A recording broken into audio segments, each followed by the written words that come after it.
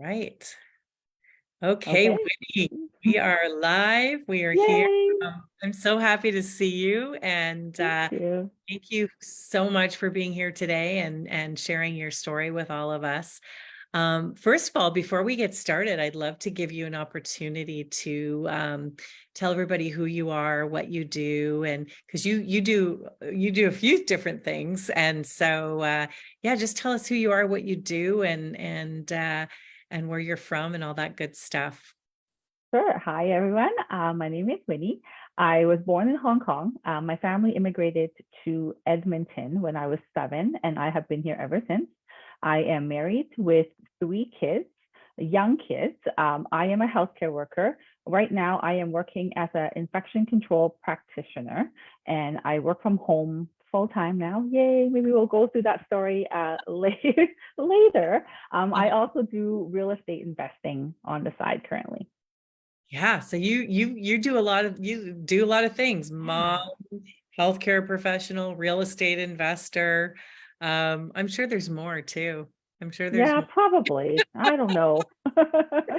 but all good things. And I know that, one of the things that you're really passionate about is community and philanthropic work as well, which I'm sure at some point you're going to be able to fit in more now that you have made a bit of a transition in your Yeah. career and have given yourself a little more time. So tell Yeah. us what was going on in your life when you started doing this program. Okay. So I was looking into real estate investing at the time, and it's one of the fellow investors that were in this program. That's how I found out about it. And at the time, before I started, I thought I knew it all. Like I'm in my 40s and married with kids. I went to school like I was told, got my university degree, and got a good paying job. And I thought that was it. Now I have a family, I save for retirement, and that's it. I got my whole life ahead of me. And even when I go into real estate, I just thought, oh yeah, like, okay, this is a new part that I would love to invest time in. We did a lot of book club kind of mindset work. But again, I'm like, yeah, I know this, I got this. And then I went to one of your like goal school, one of your kind of weekly sessions, and I was blown away. Blown away because my background has always been in science, and my background is lab, so everything has to be evidence based, and to try to think my way into manifesting results that I want just seems kind of really out there for me because it's not evidence based and it's not what I was taught. But the more I got into this work, the more I am a believer. And now I am a true believer in this work. And it has definitely opened up a lot of doors for me and just blow my mind, actually. Oh, my mind. That's a good title. Yeah. My mind is blown. Um, Yes. yeah. So because I remember when you first, started, you were working at a hospital in Hmm. infectious disease, and it was, really just coming out of the pandemic, I think, or even maybe we might have still been in it. I'm not 100% sure Yeah. where we were in the process, but it was a really challenging time for you because a lot of burnout, trying to deal with things going on at the hospital and things going on at home, and kids and all of that. Hmm. And then on top of that, you wanted to start building your real estate investment business and didn't have the time for it, really.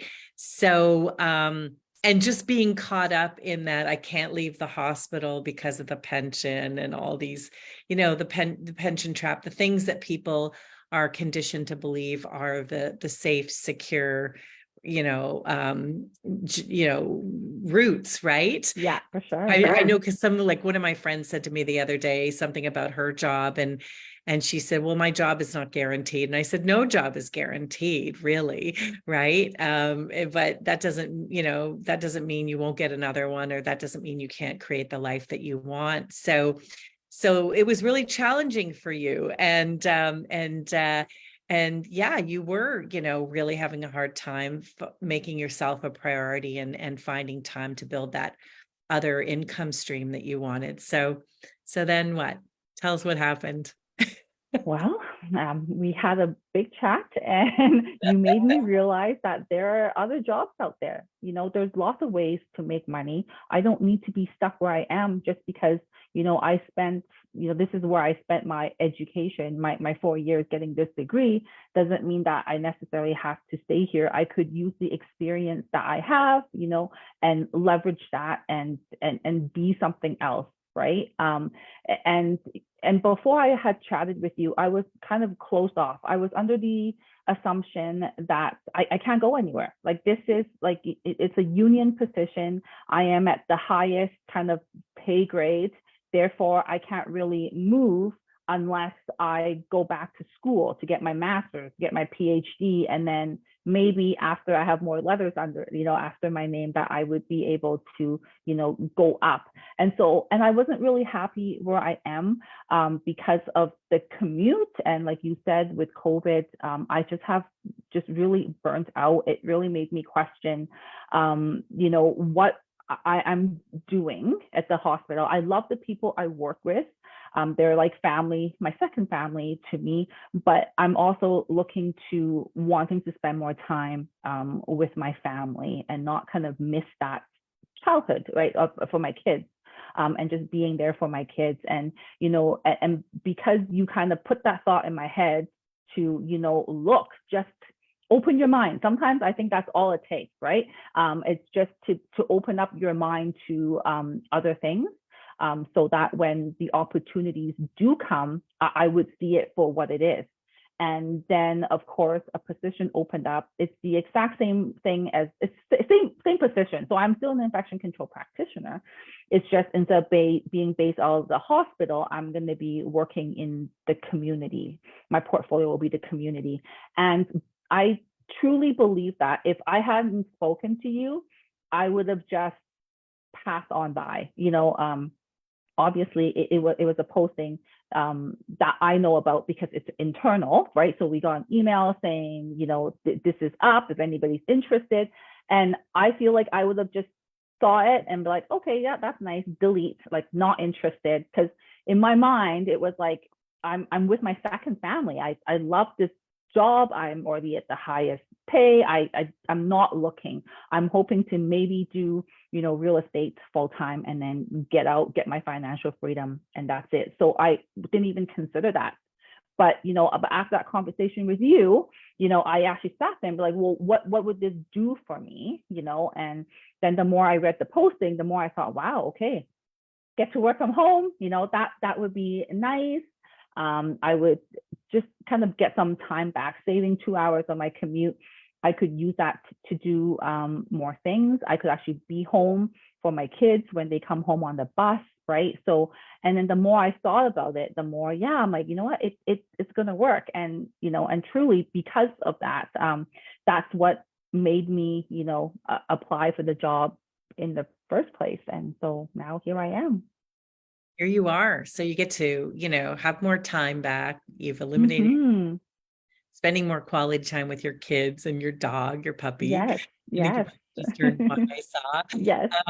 And I remember you telling me that once you got into this new position, how much you realized that, how passionate you were about community and doing philanthropic work and doing other things in the community. So just by, moving into a new environment, like you said, you're doing the same thing, but in a different way.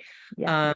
It's given you other ideas and opportunities that, that are really tuning in more to what your passion and purpose in life is, isn't it? Yes, for sure. I mean, I now love my job. So my seagull have changed again. Before, I had always thought, I want to achieve financial freedom. Maybe I'll do the real estate thing, get myself out so I don't have to work anymore. But now that I'm in this job, I realize how much I love it. It's like kind of a renewed passion for me again. Now I'm like, no, you know what? I don't want the financial I mean, financial freedom is nice too, but it would be my choice to keep working because I love my job. And, and that's completely different, right? I want to be able to still contribute. In this job now, I work with the inner city, and my previous role was at an inner city hospital. And so now I actually get to go into the homeless shelters and, and the group homes, and hopefully by learning more what their current issues are, I would be able to help. And I'm trying to tie that in with my real estate goal too, is to, eventually be able to build sustainable housing for, the Edmonton homeless. It never even occurred to me before that, that I would do something like that, or that I would be able to. It's kind of scary. I don't know how I'm going to do it, but I guess that's why it's a sequel, right? But it just came to my mind when I got this new job. So kind of everything kind of fall like into place. And now I have a new sequel. So you would have a new mission in life, really, like Yes. passion, a new mission. And it is true that you can, take, everything, your experience in infectious disease control, your all the things you're learning in terms of real estate and all of that, and create, something bigger, something more impactful. So it's leading you to, we don't know where it's going to lead you to No, next, but it that's the fun sounds part. like, it sounds like it's all leading you in the right direction. And you have been able, because you're working from home now, you have been able to start building your real estate portfolio. So Yes. yeah, congratulations, you just did a Thank deal, you. right? Yes. And I love the rent to own program, because I think it's just I just think it's such an impactful program to be able to help people get into home ownership that, may not be able to on their own. Yes, for sure. So yeah, so just, having the time and the space and the freedom to be able to do both of the things that you love. And again, combine, starting to generate the ideas that you're going to, make a bigger impact in your community, which is awesome. Awesome. What's it like to do this work in a group? I love it. I don't know if it's my upbringing. Like one-on-one makes me kind of nervous. It just feels like too much of an interview. I know some people think one-on-one is more comfortable, right? Because it's more cozier, I guess. But to me, I feel like I'm being put on the spot, right? And so I actually prefer a group setting. And I love our group currently. And there's two ladies in our group currently who I feel really kind of a strong connection with. And I think it's a cultural because based on our cultural background. And there are things that I didn't even know was part of my paradigm until they brought it up. And I'm like, yeah, I have that too. That's my upbringing too. So it's nice to be able to relate. And it's not even just that. Like I feel that I do relate to everybody's issues. It doesn't matter what it is, which is what I love about the group. Even though we all struggle, with different things, like different examples, but the core root of it is the same, right? Like what we're struggling with, whether or not it's I'm not worthy or I'm not good enough. It could be I'm not worthy enough for my job or for a relationship. Like it really doesn't matter. And that's what I really like about that. Because a lot of times I don't even know what I'm struggling with. But hearing other people's stories helps me realize where my gaps are as well. Yeah. So much of this work is just, we mirror each other, right? And it's always nice to know that you're not the only one that's feeling this way or thinking this way. But I think that it's so impactful when, when you hear what someone else in the group is struggling with or going through, some of the challenges that they're facing as they build their business, or whatever it is that they're doing, business, money, relationship, health, it doesn't really matter. It's all the same conditioning. And just to be able to hear it and go, like you said, oh yeah, that's me, right? I get it. and not feeling like you're alone and not feeling like you're afraid to share that, or it really just helps you to feel, in this safe environment that you can share and grow and evolve Mhm. together. So it is really impactful. And because a lot of this work is tied to self-image, I'd love to hear like what has changed for you in with regards to how you see yourself and how you show up and operate in the world based on where you are now from where you were when you started. Let's see. I feel like I am doing more self-care. And just to have a background story, I've done a lot of self-reflection and I realized this is my paradigm growing up. I didn't really have a good set of parents, growing up. And, it could be because they were young, but they were never around. They go out with their friends. I basically grew up with my grandma raising me. And so growing up, I didn't really have a good, set of like parent figure in my life. So I don't know what a good parent should look like, but I know what they shouldn't look like, right? So over the years, now as a mom myself, I don't know how to be a good parent, but because I know what not to do, I feel like I almost overcompensate, right? And I hear words like, well, they're not good parents because they care too much about what they want. They never thought about what the kids want. They didn't make any sacrifices to be good parents. So now, as an adult, I feel like I need to make sacrifices for my kids in order for me to be a good parent, because my parents were never around and they never put me first. I feel like in order for me to be a good parent, I need to put them first. And, before all of, this session, when people ask me, well, what do you do for fun, or what makes you happy? And I honestly don't know how to answer that. I would say, well, whatever make my kids happy. What do you mean, what do I do for fun? I do whatever what is needed for the kids so that they can have fun and they can be happy. And that's kind of been my identity for the past, 11, 12 years, because my oldest is turning 12. I've just tried to fit myself into this mom role, thinking that in order to be a good mom, I need to make sacrifices and I need to put them first, to the point where, if I do something for myself, there's a lot of guilt. As you know, it's a bad word for me because, like you said, it implies that I'm doing something wrong, and I'm not. I'm just trying to put myself first, and it's so hard to try to come out of that, because I feel like I need to make the sacrifices. I need to make them happy, and every little thing that I do for myself, there's just been so much guilt, and I'm trying to move away from that. And I know no one is judging me. I talked to my husband and he's like, yeah, go for it. Take the day off, right?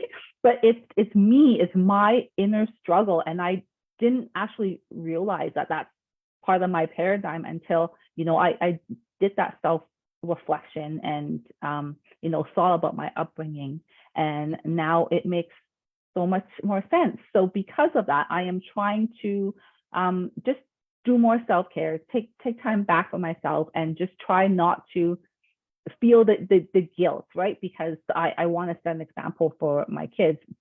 I don't want my kids bent over backwards for, their significant others, or put others before themselves, right? Because I want them to be happy. And I feel like now I'm finally starting to see that I need to set some boundaries and I need to take time for myself first. So I think that's probably one of my biggest lessons since coming into this program.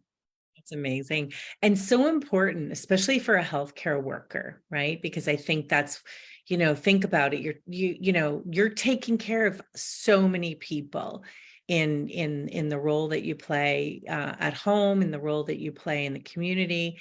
And you can't be there for others unless you're taking care of yourself. So we have it backwards, really. We've been conditioned to think it's selfish or this or that, but really it's just you putting on your oxygen mask, taking care of yourself first, making yourself a priority, and setting those boundaries is only going to help you to show up at your best and be your best. wherever you are in your home, in your community, in all of the different things that you're doing in the world. So I love that you're able to make that shift and really start to make yourself a priority, because you really are incredibly amazing, and you deserve, Thank you you. know, you deserve good things. And I think, again, that just avoids going into that state of burnout, right? That you were probably Hmm. coming into this. And, just the fact that you were able to, give yourself permission to do this work for yourself when you were burnt out, when you were going through some heavy things at the hospital, and juggling the family and everything, probably was like the first step, and you didn't even really know it at the time, Yeah. right? So that's great. So if you were, so many good things happening, you're, really passion has been reignited. Things are flowing much nicer at home. You're building your real estate portfolio and coming up with some cool ideas for the future. And you're making yourself a priority. Those are all really, really amazing wins. What would you want to tell somebody who's thinking about doing this work? I would say just go for it. You don't know what you don't know, right? And the first step is, having that self-awareness. And I know for a lot of people, money is a big thing, obviously, to get into any program. But I think you should always invest in yourself. If you invest in yourself, it's never going to be a waste. Mm, And and to reach out and to talk to you and just have a conversation, because really that's what won me over. It was the week of courses, for the sessions you have, and I wasn't even able to come on live, right? Because I was working at the right. hospital. I was Yeah. doing the replays, but just really enjoying the little tidbits that I got out of it. But what really, set me into like motion in enrolling in this is because I had that conversation with you after. And I actually made up my mind right then and there. Honestly, before going in, I'm like, okay, I know what Cheryl's gonna ask me. Cheryl's gonna ask me to commit to this program, and I don't know if I have the money, because like all these thoughts are coming in my head, right? I'm like, Yeah. I just spent a lot of money doing this real estate thing. I'm not sure if I have the money to commit. I really like this, but I'm not sure. I'm not sure. And I think our call was only half an hour, but after talking to you, I think I signed on the spot. I was like, yeah, this is it. This is for me. I need to invest in myself. So I think that really helped me, to kind of put my mind, at ease, and just know what I'm gonna get myself into. So yeah. Yeah, I mean, I don't think we're traditionally conditioned to invest in ourselves in that way. That's right. We invest in our education, we invest in a car, we invest in homes, but we don't really understand the power of investing in ourselves and doing the inner work, and really, understanding how we can tap into our true potential. And I don't know that there's any, price that you can put on that, because when you think about, all the shifts that have occurred in your life, and the level of happiness of where you were to where you are, and all of that, it's really difficult to put a price on that. Yes. But you are your best, investment, and your best resource, right? And nothing really changes until you change. So really understanding how to make those powerful shifts so that you can, have what you want is the gift in all of this. And it just makes me so happy to see that, even as you go through the program, your goals and your dreams and everything just keep growing and expanding, because you're really connecting more from your heart, instead of, Yes. the logical, analytical mind, right? And just really tapping into, what you were born to do, and you were born, to do great things, and now you're giving yourself permission to do them. So thank you so much for Thanks. sharing your story and being here. And I always love connecting with you, Winnie. Thank Um, you. And I know there's so much more to come. So I know somebody's watching this today that you've inspired, and yeah, just reach out and let's have a chat and see if we can get you where you want to go. So we will be keeping, you posted on Winnie's mission here. And also, if you want to share with me the link for your rent to own program, I'll put it in the post as well, for those who are looking to get into home ownership and may need some help, because Yeah, that's something that you can help them with. So sure. let's That do sounds that. great. Thank All you. right. Okay, Winnie. Okay. Bye. Bye. Thank you.